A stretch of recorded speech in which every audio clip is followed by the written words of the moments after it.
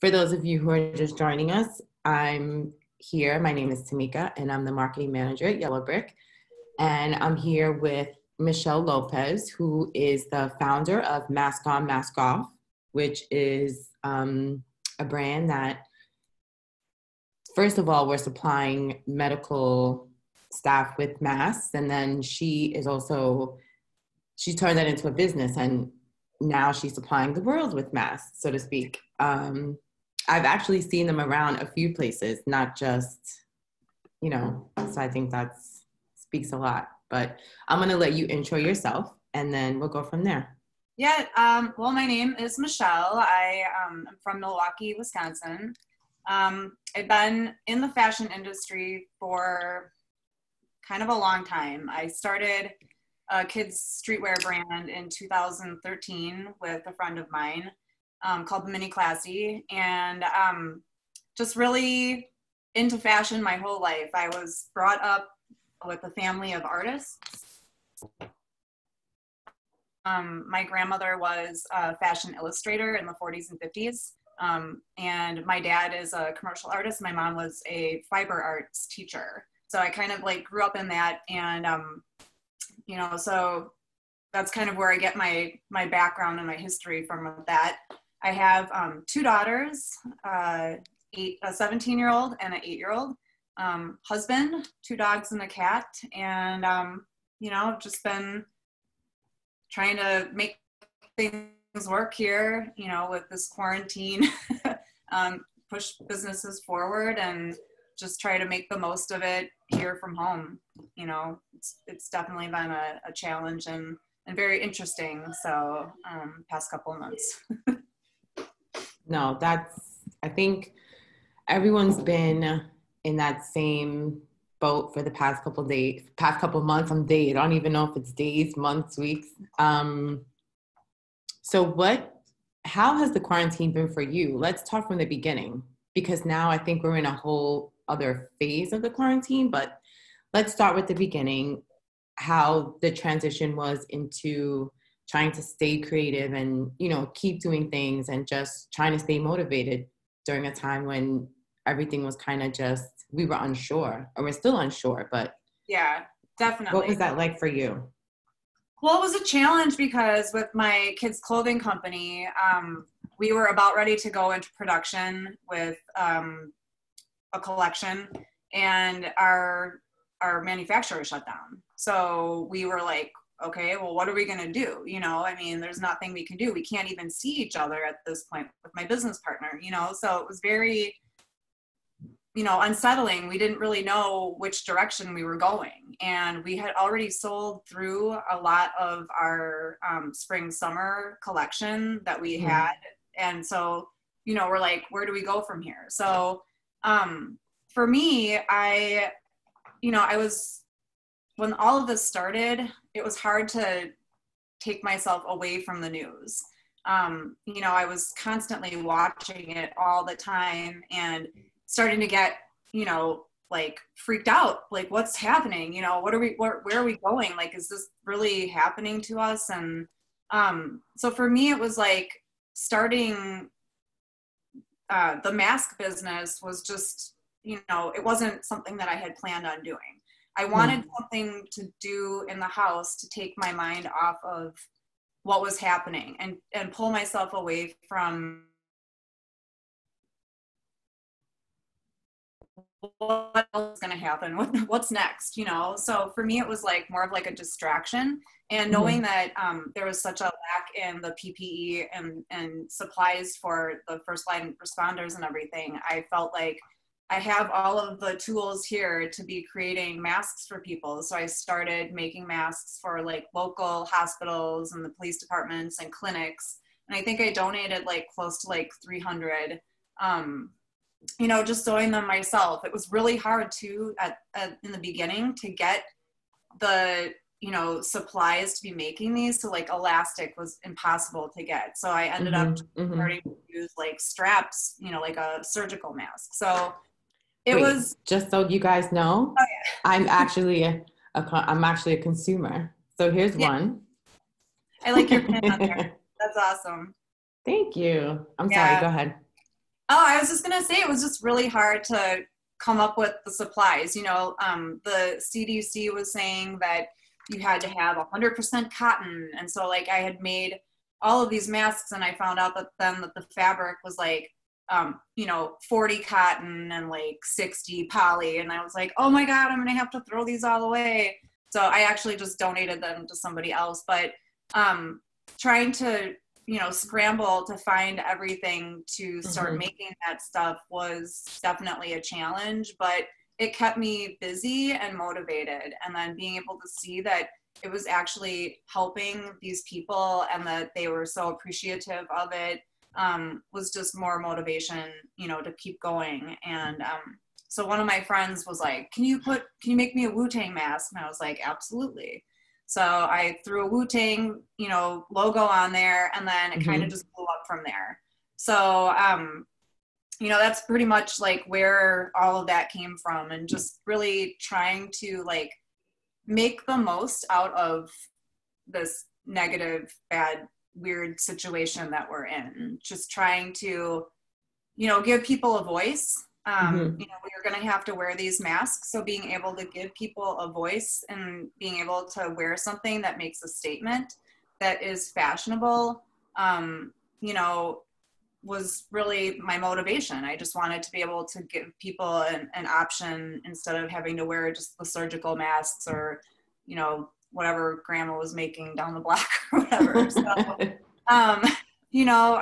that's really where all of this kind of stems from. It's just kind of trying to redirect my creativity and make it something that was, relevant to what was going on right now. So like a lot of the masks that I started out with were like, hashtag social distancing and, ew, COVID and stuff like that. So, and then all the Wu-Tang masks, those like sold like hotcakes. So, and who doesn't love Wu-Tang?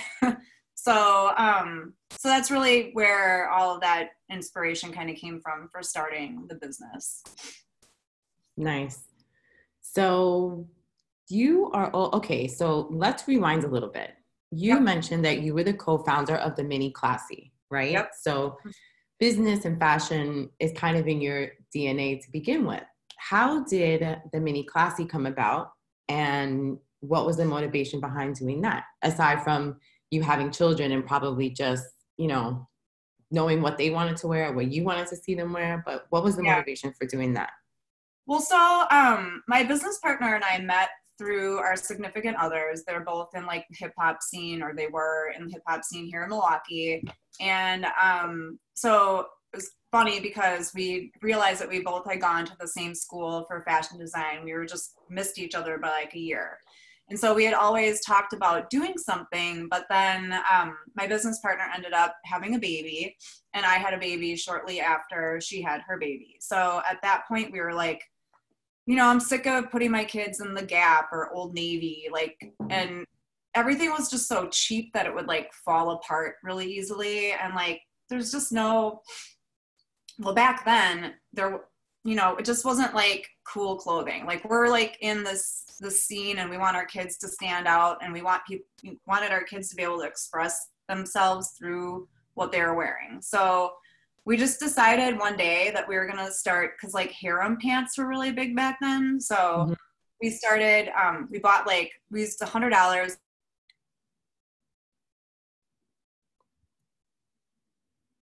Really started popping off back then. So we were like, this is perfect. We can use Instagram as a platform, like a digital showroom, and it's free, and we can like push our products to everybody.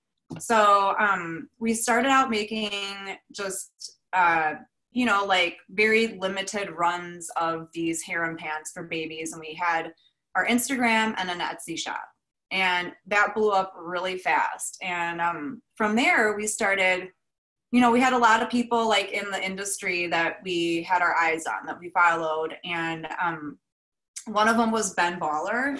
And so we were like, let's name a pair of pants after his kid, So we named a pair of pants after his kid, and then tagged him on Instagram, and he like got back to us, and we were like, can we send it to you?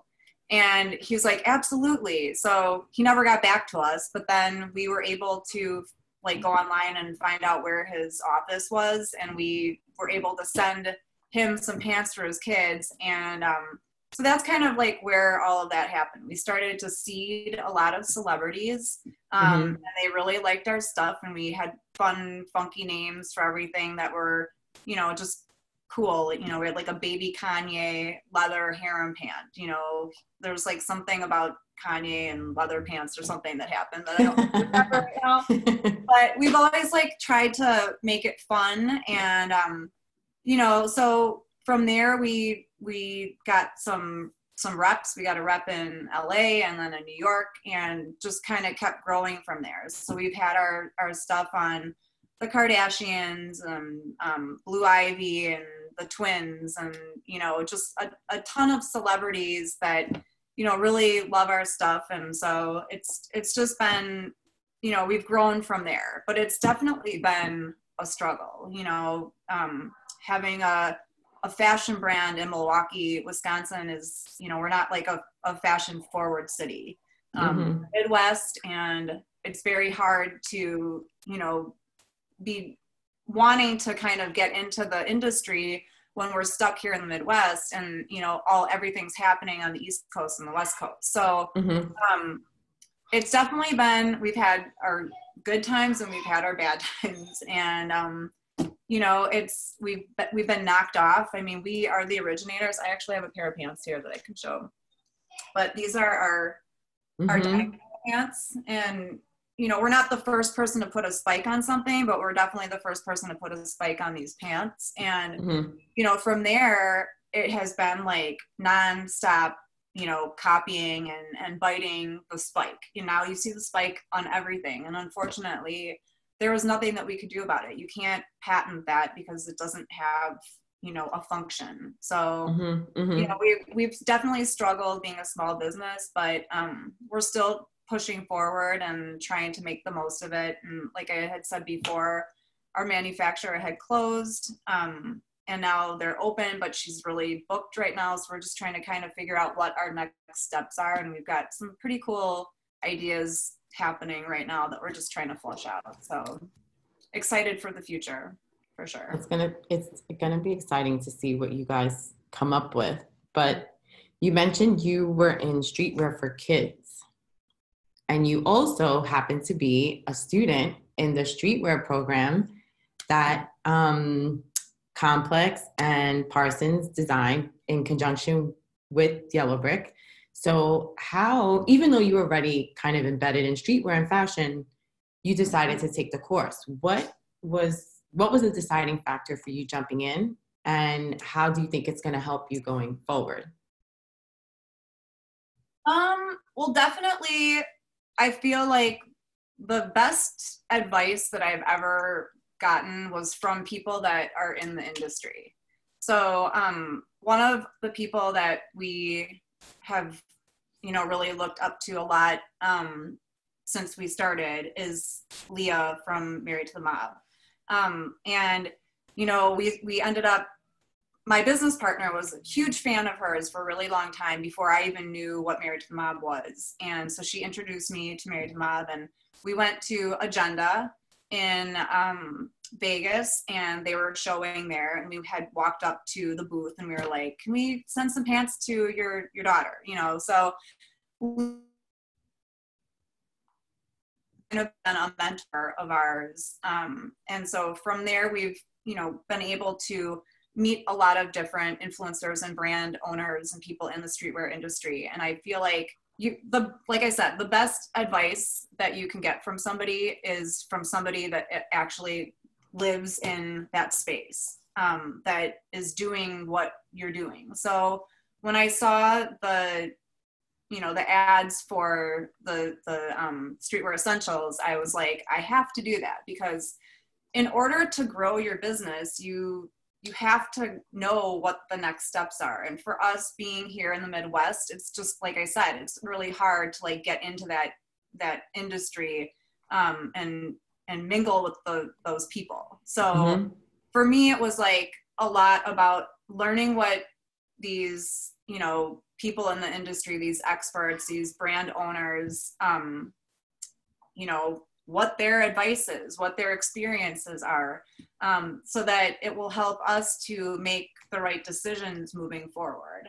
And that was really just seeing like all the people that you have lined up for it, really was just like my selling point. You know, I was like, I have to do this. I want to continue my education on, you know, how I can move my brand forward. So that was really important to me. And so yeah, that's really why I did it. So I don't know how deep you're into the program, but what are some of the, I guess, high points for you in terms of like, so stuff that you've already done? Like, what are some of the best features? Well, I'm not that deep into the program because of COVID, you know, like I started in, so I signed up in January and I really started in February, and then March happened, and then, you know, right. I feel like it's low key still March. Like, I don't even know, like the transition of, oh, we're in June. Oh, yeah, same. I know. So it was kind of like, I got like a quarter of the way through it. And then, you know, I had 2 kids home from school that I had to make sure they were on their Zoom classes every day. So, but to answer your question, I love the in-depth, like, stories that have been told. I love that, you know, they're talking about experiences, and, you know, what better can you learn from than an experience? And then just really digging deep into the streetwear culture, you know, where this stuff came from. And I have to say, like, some of the quizzes were really difficult, and, you know, but it's good because, well, I felt like I had to reread things over and over and over again, but I think that's good because it really makes you like dig in and really read and take in what you're reading and learning. And so, well, I think that's an important proof point, because I feel like people think that online education is like super easy and you can skirt it, but it's a proof point because you really have to A, internalize what you're watching, and B, you have to pay attention and like taking notes and going back and having to apply the information. It's just like school. Like, so many people are like, it's online, so it's easy. And I'm like, no, it's not. No. Yeah. I like that because like, I'm a person that is up for a challenge, you know, like when I was in college, like if I didn't have like a 3.7 or higher, like I was like, you know, I had to go back and keep doing things over and over and over again until I got it right. So for me, it was like, it's good that it's a challenge and it really makes you learn. Like, that stuff sticks with you. So, you know, it is not an easy course. It's an informative course, but it's, for me at least, it hasn't been like, the quizzes have been very challenging, which is good. I like a challenge. So no, that's music to our ears. Yeah. So I think streetwear and how people are creating it and how people are consuming it, I know that's not a word, but I just made it up right now, is going to change when all this is over. So where do you see a streetwear going, and how do you think people are going to want to, I guess, buy it after that? You figure the brick and mortar situation, we don't know what that's going to look like, when retail is going to open. Like, there's still, I think in New York City, we have like curbside delivery. So you can like shop, I guess, online and then pick up. But then if you want to shop in the store, we're not doing that anymore. Now it's strictly like curbside. So you can be in front and be like, can I see that shirt? You know, and pointing. Like, I feel like it's going to be awkward. So what do you think is going to happen to streetwear, I guess, in the next even year or two? Like, where do you see it going? Well, I mean, I think there's already been a shift to online purchasing, you know, where people are shopping via e-commerce. So I do feel like that's already kind of been a shift that's been happening. But yeah, I mean, I think that, you know, first of all, I think with streetwear, I think the focus, you know, obviously it's a streetwear is about a culture and a story, and it's about making a statement, and it's about expressing, you know, these statements in the garments that you're wearing. So Mm-hmm. I think that, you know, brands right now are obviously going to be, you know, trying to focus on what's relevant and what's happening. You know, I mean, especially right now with the Black Lives Matter movement and social equality and all of that, like, I definitely feel like that's a statement that is not going to go away, and it's going to be something that's really important and relevant moving forward in streetwear. Mm-hmm. You know, I know that, you know, like I said, more and more people are shopping online. So I feel like, you know, brick and mortar, I don't want it to go away, but it's not something that we really, like with the Mini Classy, has ever, we've talked about it here and there, but I think you have to be a very established brand to have a brick and mortar. Otherwise, I don't feel like it typically is successful. Mm-hmm.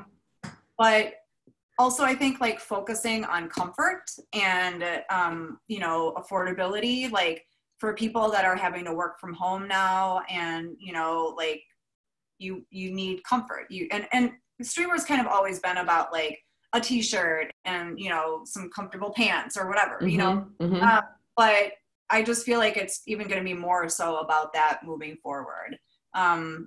You know, and like I said, just the messaging and everything, I just feel like it's just going to continue to move with the shift that is happening right now in, you know, our social climate and everything. Right. So you're in Milwaukee, which I feel like people are so focused on what's happening in New York and what's happening in Atlanta and what's happening in LA, because those are sort of central cities. Yep. But you being in Milwaukee, like, you're also dealing with a very high level of stuff going on. Yep. So just not so much pandemic, but let's talk, I guess, protest and what happened after George Floyd. Yep. What has Milwaukee been like for you, and how have you been able to navigate that just on a day-to-day? Well, Milwaukee is actually the most segregated city in the US. Mm-hmm. And not something that we're proud of.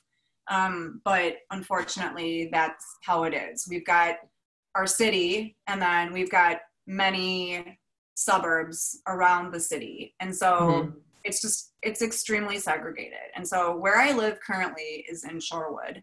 It's a village right on Lake Michigan. And I've lived here my whole life, and I have definitely seen the injustices that have been going on for 40 plus years that I've been here. And so when George Floyd was murdered, you know, it was like, for me, I first of all, I could not watch the video. Like, I watched parts of it, but as a mother, like, I could not watch that video. And I understand what happened in it, but for me, like, it was just too hard to watch. And so I was very happy that this seems like it is a turning point for what is happening in this world, and for equality. You know, for me, it was like, finally something is going to be. I think that first Saturday, or I don't remember what day exactly, but you know, we had a lot of protests here in the city, and one of them came down about a block away from here, and it was probably like 10 o'clock at night, and we went down. I walked down with my 17-year-old daughter to check it out, and, you know, we wanted to support and all of that, and you know, it was pretty crazy. There was a lot of driving on the wrong side of the road and fast driving, and I feel like, you know, everybody's saying, like, during the day it's very peaceful, but at night it starts to get a little bit crazy.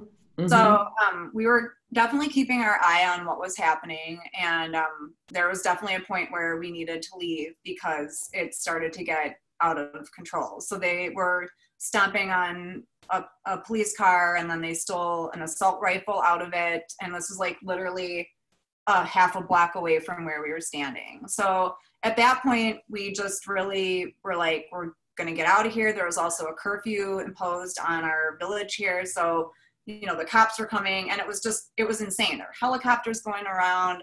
I mean, they were like buzzing the rooftop here in my house. And so it's, you know, it's been an evolution, you know, where, you know, we've got these peaceful protesters, but then, you know, like all over the whole entire world, basically, we've got the peaceful protesters, but then we've got the people that are causing havoc, you know, where they're rioting and looting and all of that. So, you know, I have tried to take part in as many of the peaceful protests as they can.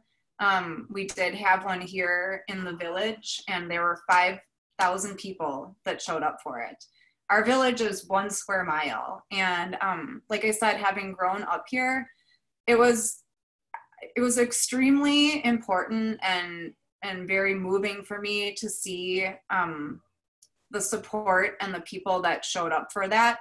I drove almost the whole way in the protest, but had to leave at a certain point because we had to go let the dogs out because it was like hours long. And, you know, unfortunately, after I left, there was a situation that happened where a white woman had pulled up in front of the crowd of protesters who were very peacefully protesting. And she parked her car horizontally in the street and got out and started yelling at the crowd because she wanted to go grocery shopping and she couldn't get into the lot. And so she ended up spitting on one of the youth leaders, you know, of the protest. And it was just insane. I mean, it was like a perfect point to show that we're still dealing with this in 2020. You know, 401 years later, we're still dealing with oppression and, you know, inequality. And it was just like, I mean, it just blew my mind, first of all, that this woman had the audacity to pull up in front of a crowd of 5,000 people and get out of her car, one person against 5,000 people, and then had the nerve to go and spit on this young man. And then she was hyperventilating and saying, "I can't breathe." And it was just like, what a huge slap in the face, you know, like really, like it's just been unbelievable. And so like from there, it's just kind of, you know, snowballed into this big, huge topic, which has been swept under the rug for as long as I can remember here. And it's now coming out, and, you know, as a resident here, I want to know what is going to be done about, you know, dealing with racism and dealing with this inequality in my village, because there are many people, you know, Black and brown skinned people here that are still feeling unsafe in their community. And it's just not okay. Like, what are we going to do about it? So I'm trying to get more involved. But I think it also just starts with like the village and the government in the village. And that is a huge mess here right now. So I'm really trying to become more involved in all of that so that I can help bring change to our community, because we need it. 100%. And just think, I'm in a large city like New York City, and you're in a smaller village in Milwaukee, and you're experiencing the same thing, but I feel like it's magnified because it's smaller. In the city, it happens, you know, it's a few times a day. And it's just crazy how across the board, we're still dealing with these things, you know? Yeah. But hopefully this is the catalyst for change. And between, you know, brands trying to support the mission and people, you know, really going to bat peacefully for the change, hopefully this is the recipe we need to get it done. I agree with that 100%. I mean, and I'm trying to support as many Black Lives Matter, you know, groups, you know, that are really focused on making a change. I am donating 100% of the proceeds from all of my Black Lives Matter masks to blacklivesmatter.com, and then also defending Black lives. And then I think you had posted a bunch of other places that that we can donate to. So I am going to donate. And so far I've been able to donate over like $600 to these organizations, just because I was brought up that way. I just, like I said, I see everybody the same. I don't look at skin color. If you take our skin off, we're all the same underneath. So for me, it's been a very emotional time because it hurts that, people are being treated so differently. And I just don't get it. I just don't get it. And I don't get like how it's 2020 and the stuff is just still out there. Like it doesn't, it's just crazy. So something has to be done. And I hope that this is the catalyst for making that happen. Yeah, my fingers are crossed. Me too. Fingers, toes, eyes, everything. Yeah. So being a business owner, you can kind of make the decision to donate and, kind of be involved as far as your brand is concerned. Aside from that, what are some of the benefits to having your own company? Like, I feel like working for a company, you don't have an option to get involved in these things. So you being a business owner, aside from that, what are some of the other benefits? Well, I mean, for one, I can make my own schedule. I've never been one for like a 9-to-5. I've definitely worked 9-to-5s before. I was a medical esthetician for like 15 years. So, I was going to work every day, dealing with patients and stuff like that. But I'm just really like, for me, it's really about like who I have to answer to. Like if I have to answer just to myself, then that's perfect. If I, like I said, making my own schedule, if I just I'm not feeling it that day, I'm not going to put out my best work. So, I'll take my kids on a hike, or we'll go fishing, or we'll, go wherever. I mean, now there's not really many places that you can go other than hiking or fishing, but but for me, it would definitely be, a lot of that. And then, just always knowing like what's on my plate, when things need to be done. I don't have to answer to anybody except for myself. And, even though all of those are like,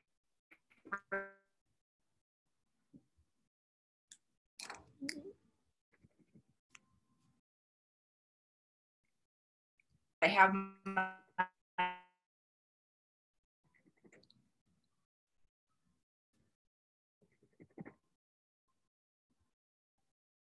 in the morning and the evening. And so now that's my responsibility, because I did not want people to be coming in, because she's 96, she's wheelchair bound. Like there's no way she would survive coronavirus. So for me, like that's another good thing where I'm able to get up in the morning and do my stuff, have my coffee, answer my emails, and then I have to go get her up, and then I can go back to my business. And so, but then it's like, I do that, and then it's like, after my 8-year-old goes to bed, I'm back on the computer doing more work. So it's like, it's like you never get to stop working, but for me, it just keeps me motivated and keeps me going. So, right. Yeah. Right. So, I mean, what traits make you successful in your entrepreneurial role? I can never say that word, entrepreneurial role. It's hard.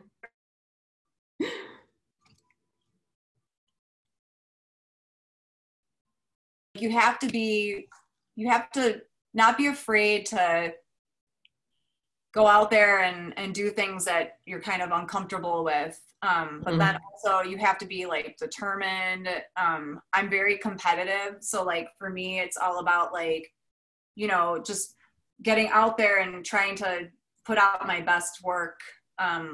You have to have determination. You have to be motivated.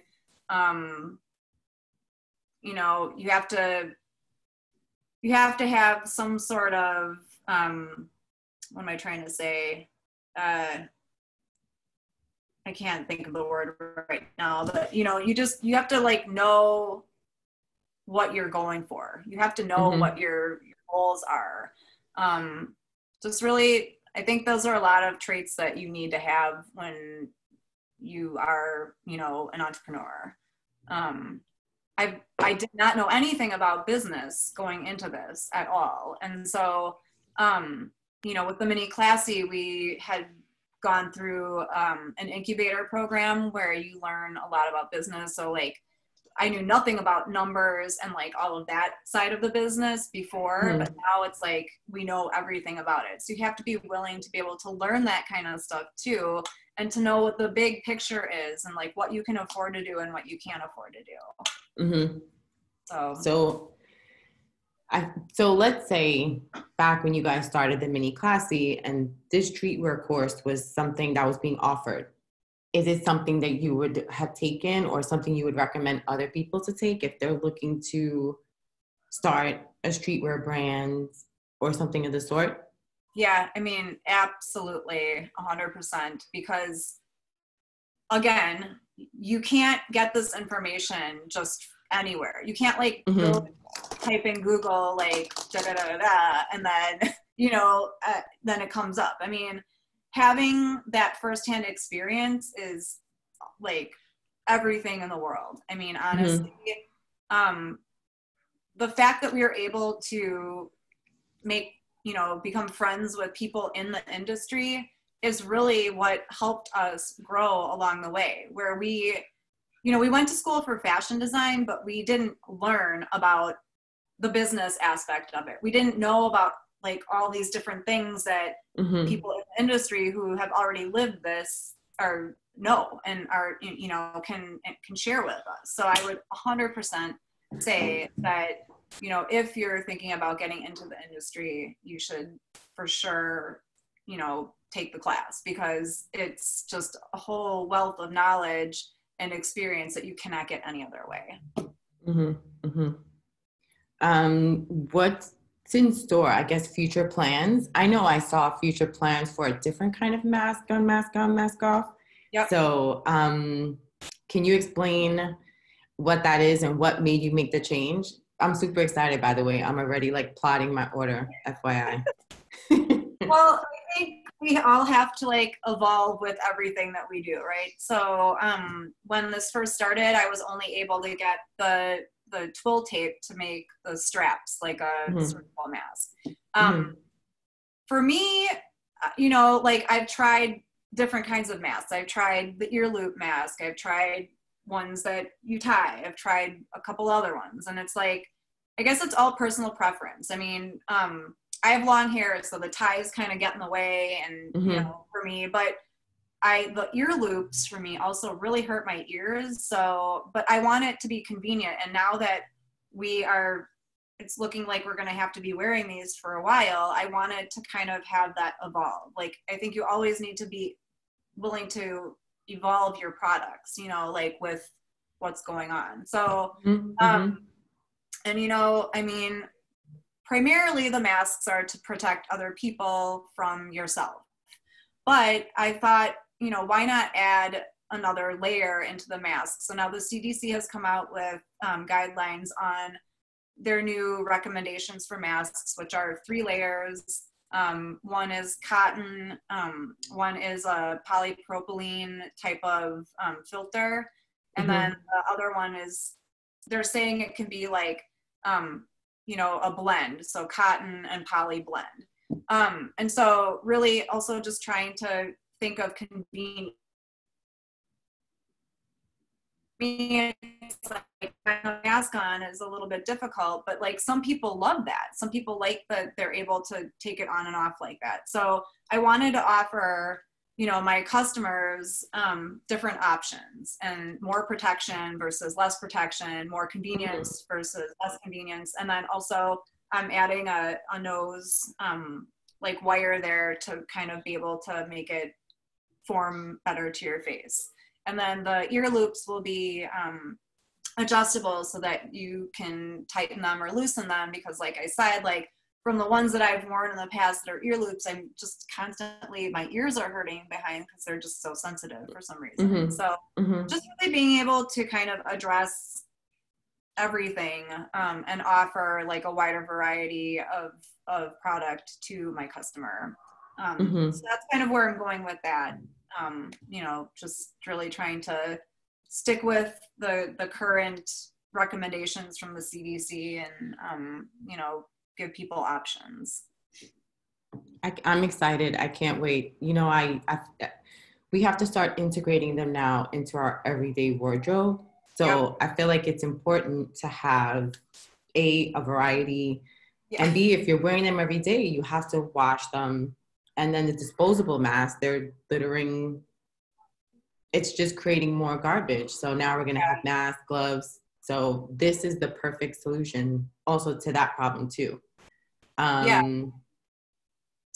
Where can people find your masks, from Instagram to the site, and also the mini classy too? Make sure you plug everything. Yeah.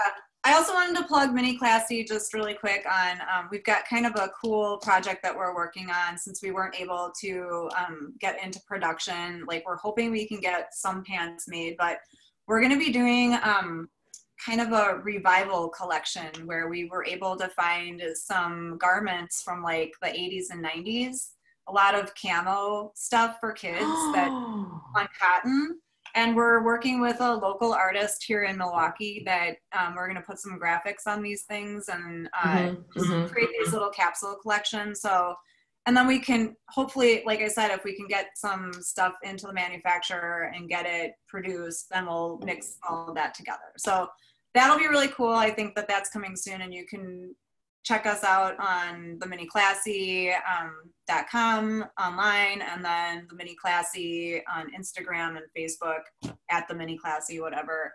And then for the masks, I think probably early next week, I'll start offering the option. So on each mask, I'll have the option to upgrade to the ear loops. And then I think every mask is going to have that filter because I think that that's really important. I did get some filter paper that is a little bit thicker than I like, so I'm waiting for some new stuff to come in the mail. So as soon as I get that, then I'll start offering that. But you can find all those products at mask-on-mask-off.com. And then at mask-on-mask-off on Instagram. So maybe I'm wrong. I got to look at I think it's like underscore or something, but yeah, well, the underscores are in between. Once you start typing mask, I think you pop up. Once you see the red circle, you know you're in the right place. Yep. Someone did have a question in the chat. People were asking, so I feel like fashion design and even streetwear, there's a lot of influence from other people, right? So I guess trying to deal with people copying off your design, like how do you deal with that? And then where do you get your influence from?